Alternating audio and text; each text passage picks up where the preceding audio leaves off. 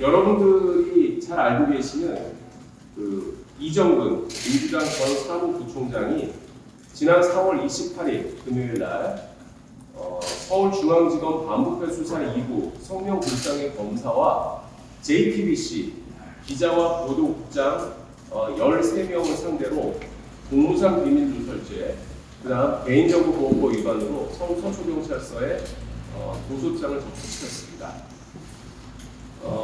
그 고소 혐의는 뭐냐면 서울중앙지검 반부패 2부가 업무상 취득해서 보관하고 있었던 이정근 씨의 전화 통화 녹음 파일 약 3만 건 중에 일부를 그 성명불상의 검사가 JTBC의 성명불상의 기자에게 넘겨서 JTBC가 2023년 4월 12일부터 4월 20일까지 고압 40차례가 넘는 단독 특종 보도라는 타이틀로 해서 이정근 씨의 이 실제 목소리가 담긴 그 통화 내용을 방송에서 공개했다는 사실입니다. 사실 그 언론계에서 특히 기자분들이 도대체 JTBC가 그 녹음 파일을 어떻게 입수를 했는지 굉장히 궁금해하고 있었고요. 설마 검찰에서 그것을 유출을 하는 행위를 했겠나? 이제 이런 상식적인 의문을 가지고 혹시 그 이정근 씨 측에서 그 JTBC에다가 넘긴 것이 아닌가? 이제 이렇게들 추측을 많이 하고 있었던 모양입니다.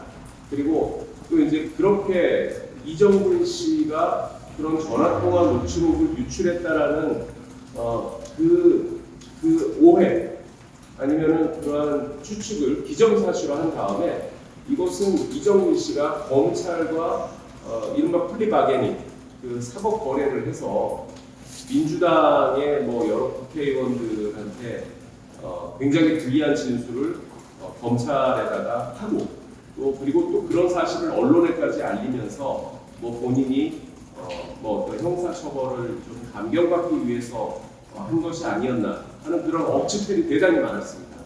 그런데 그런 억측들은 전부 사실무근이에요. 전혀 사실무근이고 이정근 씨는 지금까지 자신에 대한 수사와 관련해서 검찰과 플리바게닝이라는 것을 한 사실이 없다고 합니다. 전혀 없다고 합니다.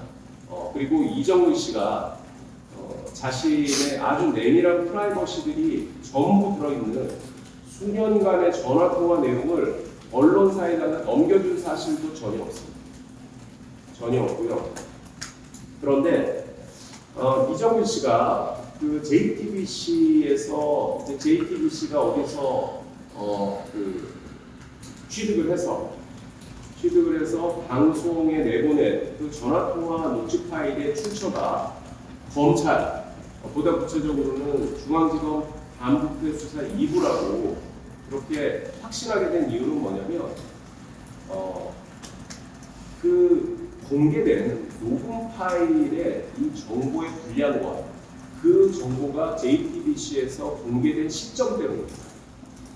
그 얘기는 뭐냐면 검찰은 작년 8월경에 이미 그 박우식이라는 사람이 이정근 위원장한테 여러 가지 청탁, 알선 명목으로 금원을 지급했다라는 알선 수재 사건과 관련해서 이정근 씨의 핸드폰을 압수수색하고 그 과정에서 약 한 3만 건에 달하는 전화통화 녹취 파일을 입수한 것으로 그렇게 알려졌습니다.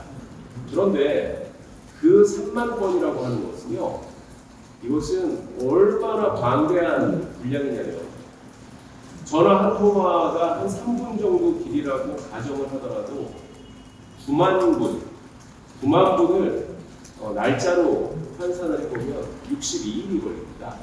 그건 뭐냐면 어떤 사람이 잠도 안 자고 밥도 안 먹고 하루 24시간 그 3만 건의 녹음 파일을 계속 청취하면 62일 걸린다는 거죠. 다들. 그렇기 때문에 그 3만 건의 녹음 파일 안에 어떤 내용이 있는지를 그것을 하나하나 세밀하게 파악하기 위해서는 최소한 수십 명의 인력이 달라붙어도 이것이 몇 주가 소요되는 엄청난 작업입니다. 그 엄청난 작업은 이미 검찰이 작년 연말까지 다 완료한 것으로 알려져 있습니다. 작년 검찰은 정확한 머리 숫자는 모르겠지만은 거의 수십 명이라는 말도 있고 이런 속기사들을 투입을 해가지고 이정근 위원장의 그 녹음 파일을 전부 다 타이핑을 해서 문서화를 완료했습니다. 그 사실은 이정근 위원장이 이미 그 강내군 씨 지금 그 소위 민주당 전당대회 돈봉투 사건의 키맨으로 알려져 있는 강내군 씨와 전화 통화를 한 내용이 있습니다. 거기에 이제 봉투라는 설명이 나와서 이게 돈봉투 사건으로 네이밍된 건데 그 강내군 씨와 그 봉투가 10개 준비됐으니까 누구한테 전달해 달라는 그 전화 통화 내용을 작년 연말에 이미 그 검찰 수사 단계에서 그냥 검찰 담당 검사와 가볍게 면담을 하면서 그냥 지나가는 말처럼 그 대화를 나눴다라고 합니다.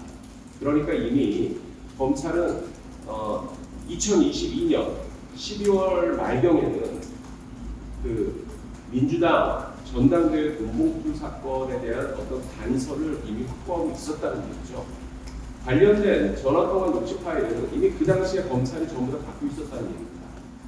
그런데 이 JTBC의 보도는요, 지난 2023년 4월 12일, 그러니까 검찰이 갑자기 그 민주당의 두 현역 국회의원, 그러니까 이상만 국회의원하고 윤관석 의원 사무실을 압수수색을 하면서 그 수사, 전당대회 돈봉투 사건이라고 하는 것을 검찰이 수사를 하고 있다는 사실이 이제 알려지게 됐었죠.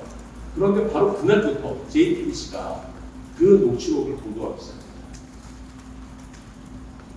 자, 이것은 불가능한 일입니다. 3만 건의 전화통화 녹취 파일을 JTBC가 언제 입수를 했는지는 모르겠지만 그거를 입수를 해가지고 그 안에 내용 분류 작업을 다 마치고 있다가 검찰이 어떤 수사를 착수했다라는 얘기를 듣자마자 그것과 관련된 녹취 파일을 방송에 공개를 한다. 이건 불가능합니다. 현실적으로 가능한 경우를 생각을 해본다면 그것은 검찰 측에서 이 분류되어 있는 그러한 그 수사 증거 자료인 전화통화 녹취 파일을 딱 관련된 것들만 탁탁 뽑아서 그걸 JTBC의 누군가한테 넘겨줬다라는 이런 추정이 이것이 가장 현재였죠.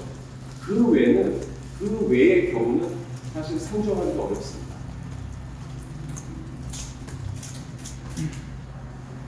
만약 그런 일이 있었다면 그것은 이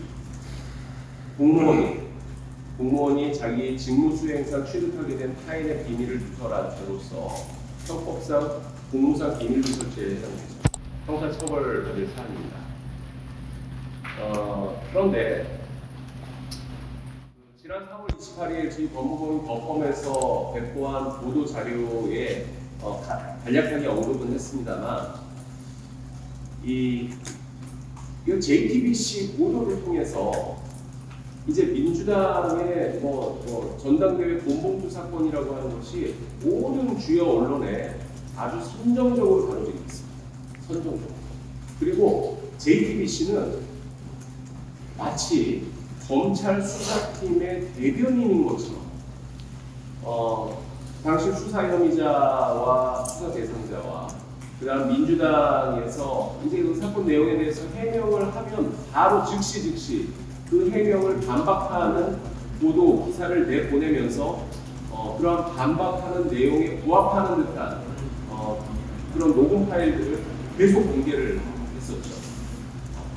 그렇게 해서 이 사건으로 인해서 민주당에 대한 국민 여론이 하루하루가 다르게 계속 악화됐었고 검찰에서는 소환하지도 않았던 당시 프랑스 파리에서 교환 교수로 체류하고 있었던 송영길 대표까지 민주당에서 빨리 들어와서 수습해라 이런 그 당내 여론이 생기고 송영길 대표가 부랴부랴 귀국하는 그러한 결과까지 빚어지게 됐는데요.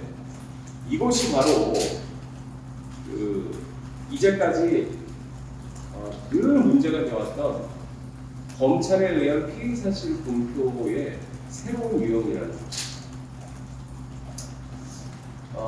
형법상 피의사실 공표죄는 검찰이나 경찰 기타 이 수사와 관련된 직무에 종사하는 자가 수사 과정에서 취득한 알게 된 피의 사실을 공소 제기 전에 공개를 할 때 처벌되는 범죄를 말하는 거죠.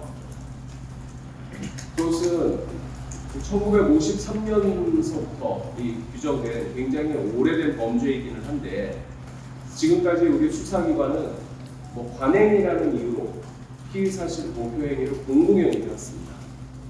여러분들이 너무나 잘 아시다시피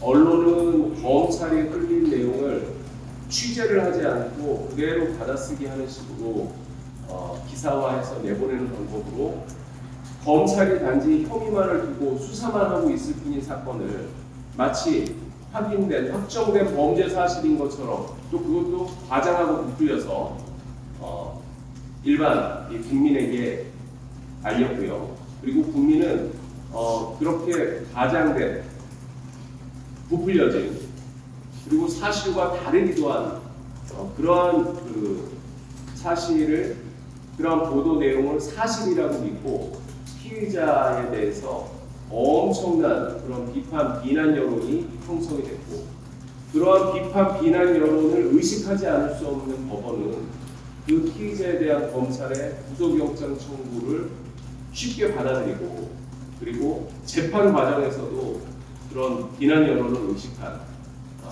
공정하다고 보기 어려운 재판들이 계속 반복되는 이런 악순환을 되풀이해 왔죠.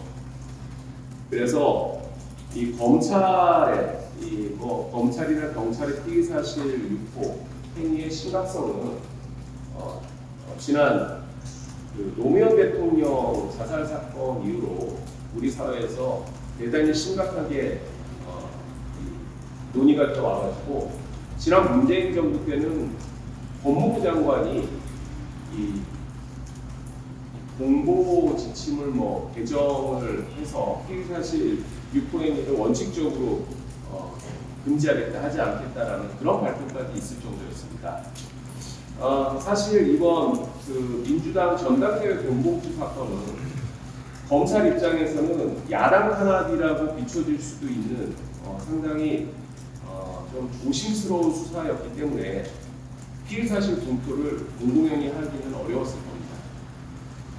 그랬기 때문에 그 검찰에 의한 피의사실 공표를 우회를 해서 마치 언론사가 직접 취재를 해서 확인한 사실인 것 같은 외관을 띠면서 검찰의 피의사실 공표라는 방식으로 할 수 없는 그것보다 훨씬 더 선정적인 내용의 피의사실 공표를 한 것이 아닌가 JTBC를 이용해서 그렇게 이정근 씨와 이정근 씨의 변호인인 우리 법무법인 덕범은 의심하고 있습니다.